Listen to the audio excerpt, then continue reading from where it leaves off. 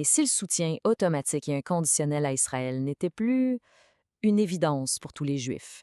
Il y a en ce moment un débat vraiment profond et souvent silencieux qui traverse la communauté juive mondiale. Aujourd'hui, on plonge dans cette fracture à travers le parcours et les arguments d'une voix critique qui dérange. Wow! Cette citation-là du journaliste Anthony Lowenstein, elle frappe fort. Elle met le doigt sur le cœur du problème. L'idée qu'Israël est devenu une sorte de nouvelle religion, qui a carrément remplacé le judaïsme lui-même. C'est cette tension entre la foi, la culture et la politique qu'on va regarder de plus près. Pour bien comprendre d'où vient cette critique, il faut retourner en arrière, à ses racines. Anthony Lowenstein, il a grandi dans une communauté juive complètement façonnée par l'Holocauste. Et dans ce monde-là, supporter Israël, c'était pas vraiment une opinion, c'était un dogme. Alors, qui est-il? C'est un journaliste australien qui se définit comme juif culturellement, mais pas religieux. Son identité est marquée par une histoire familiale très lourde. Une partie de sa famille a été tuée pendant l'Holocauste. Évidemment, ce contexte a tout coloré son éducation au sein de la communauté juive de Melbourne. Dès son plus jeune âge, on lui a martelé cette idée. Israël, c'est le refuge ultime, le safe space final pour les Juifs. C'était pas juste un pays, là. C'était carrément la police d'assurance vie du peuple juif.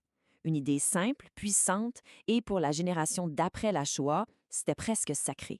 Mais voilà, l'adolescence arrive et avec elle, les premières craques dans le récit officiel. Lowenstein commence à remarquer un décalage, un gros décalage en fait, entre l'histoire héroïque d'Israël et les conversations qu'il entend dans son propre entourage. Et là, la contradiction est flagrante. D'un côté, on lui vend le beau discours Israël, c'est notre refuge. De l'autre, dans la vraie vie, il entend quoi? Un racisme profond envers les Arabes, des propos d'une violence inouïe qui compare les Palestiniens aux nazis, un langage qui déshumanise complètement au sein même de sa communauté. C'est là que ça devient vraiment étrange dans sa tête. Il réalise que ce soutien tribal aveugle, comme il l'appelle, ça veut dire défendre des politiques là-bas, en Israël, qui seraient considérées comme totalement inacceptables, voire scandaleuses chez lui en Australie. Et cet aveuglement, il était nourri par un isolement complet. Imaginez, c'est seulement dans la vingtaine qu'il réalise qu'il n'a jamais de toute sa vie parlé à un Palestinien. Jamais. Quand il n'y a aucun contact humain, c'est là que les caricatures et les préjugés peuvent grandir sans aucun obstacle. Mais évidemment, rompre le silence, ça a un prix. Lowenstein a vite appris que critiquer Israël, même quand on est juif soi-même, ça déclenche une véritable tempête. Des répercussions sociales, professionnelles, c'est du lourd. Et voici un exemple brutal de la rhétorique qu'il a dû affronter. Ces mots, on doit les gazer, ont été prononcés par un ami de son père en parlant des Palestiniens. Ça a brisé une amitié de longue date. C'est une illustration tragique de comment le traumatisme de l'Holocauste peut être détourné pour justifier de déshumaniser un autre peuple.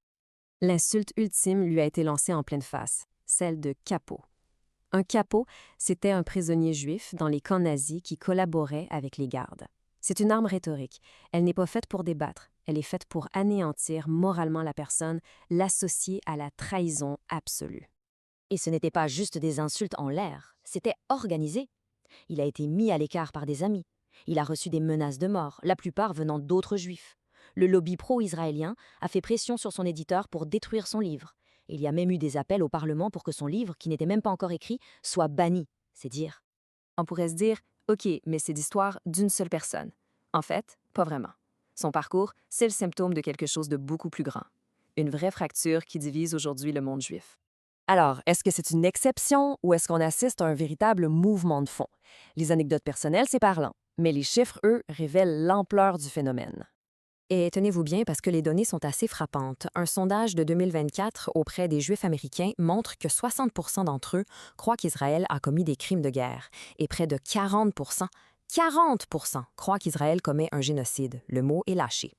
Des chiffres comme ça, c'était tout simplement impensable il y a quelques années. Ça prouve que la critique de Lowenstein est loin d'être isolée. C'est pour ça que Lowenstein utilise une expression très forte. Il parle d'une guerre civile idéologique. Un schisme qui se creuse et qui oppose souvent les plus jeunes, qui posent des questions, à leurs aînés, pour qui le soutien à Israël reste un pilier intouchable de leur identité. Et tout ça nous amène au cœur de sa thèse.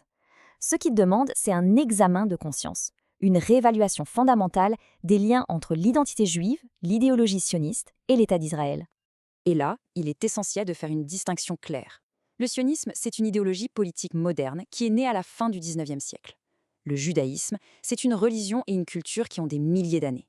Selon Lowenstein, confondre les deux, c'est une erreur historique et conceptuelle majeure. Son argument clé, c'est un paradoxe. Il dit que la quête obsessionnelle de sécurité par la force militaire est une illusion. Qu'en menant l'occupation au nom de la sécurité juive, Israël rend en fait les Juifs du monde entier plus vulnérables parce que ça nourrit leur ressentiment. Alors, on fait quoi? Il propose une sorte de feuille de route. D'abord, parler, briser le silence face à l'injustice. Ensuite, bâtir de nouvelles institutions juives qui ne sont pas alignées sur un soutien inconditionnel à Israël.